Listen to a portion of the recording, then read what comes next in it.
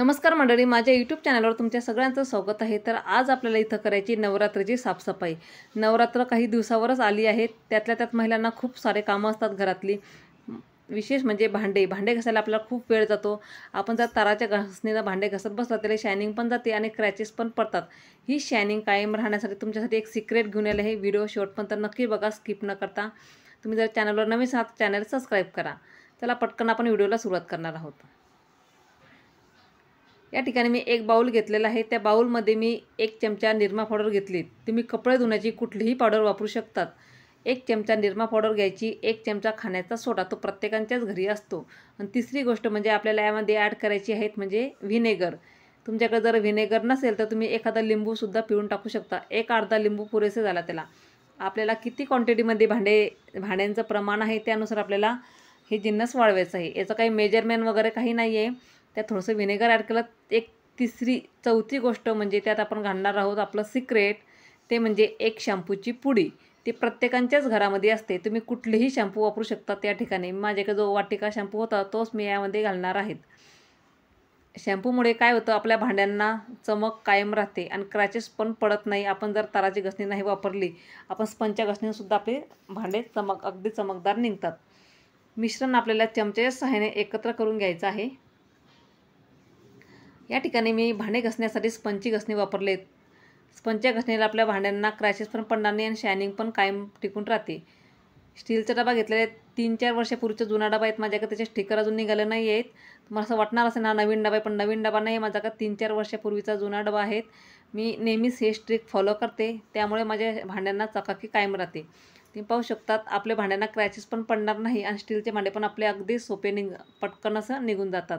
त्यातल्या त्यात ॲल्युमिनियमचे भांडे घासायला आपल्याला खूप वेळही लागतो आणि हात पण दुखून येतात, कारण त्याला डाग वगैरे पडलेले असतात। हे डाग घालवण्यासाठी आपल्याला खूप वेळ जातो आणि आपली मेहनत पण खूप करावी लागते।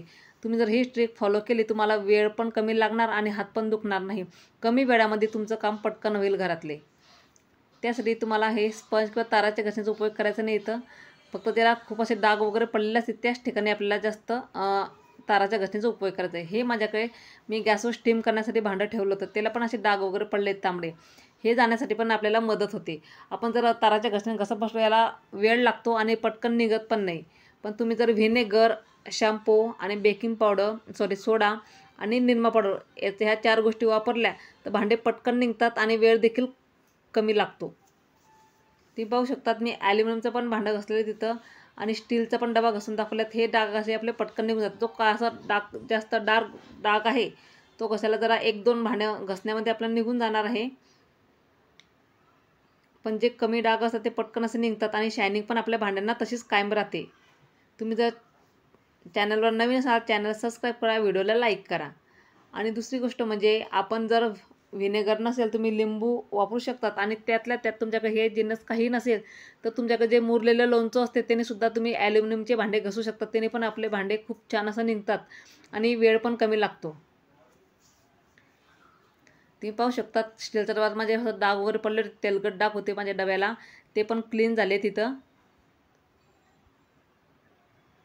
आणि वेळ पण माझा कमी गेला। म्हणजे भांडे घासण्यासाठी महिलांना भांडे घासायचं म्हटलं तर खूप वेळ जातो, 3-4 तास घरातले सहज निघून जातात आपल्याला भांडे घासण्यापासून तर लावेपर्यंत। पण भांडे घासायलाच वेळ लागतो। आपण ही ट्रिक फॉलो केली आपले भांडे पटकन होतात आणि वेळ पण लागत नाही। ॲल्युमिनियमचे भांडे घासायला खूप वेळ जातो, पण ही ट्रिक फॉलो केली तुम्हाला कमी वेळ लागेल। आपल्या ॲल्युमिनियमचा पण डबा इथं घासून झाले तिथं तुम्ही पाहू शकता, त्यातली चकाकी पण कायम आहे आणि या पद्धतीनं जर कधी केलं त्याची चमक कायम राहते। माझे सगळे जवळपास भांडे घासून झालेले तिथं। तर आजचा व्हिडिओ तुम्हाला कसा वाटला नक्की कमेंट करून सांगा। व्हिडिओ आवडल्यास लाईक शेअर करा आणि हो, गुरु गौरी आर्टच्या चॅनलला सबस्क्राईब करायला विसरू नका। भेटूया पुढच्या अशा काही व्हिडिओमध्ये किंवा नवीन एका आयडियामध्ये। तोपर्यंत धन्यवाद।